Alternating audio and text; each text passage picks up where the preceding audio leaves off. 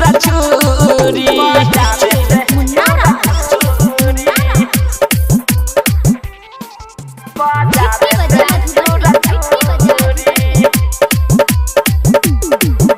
presented by Chopalji Music।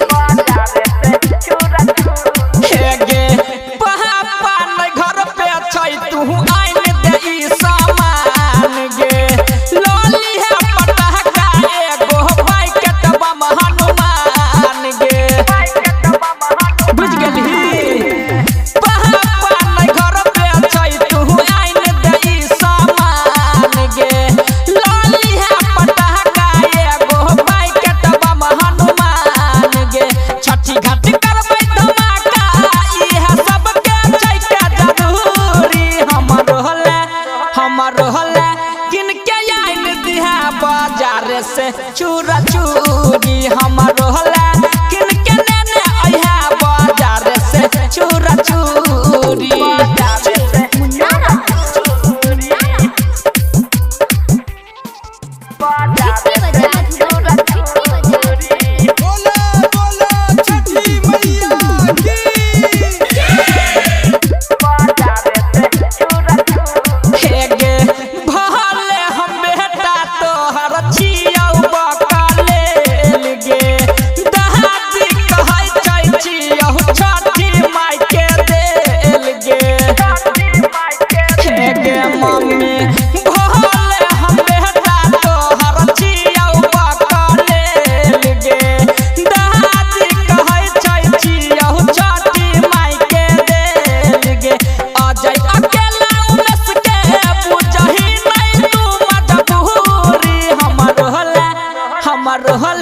किन के आइन दिहा बाजार से चूरा चूरी हमारो हला किन के लेने आया बाजार से चूरा चूरी बुझ गेली।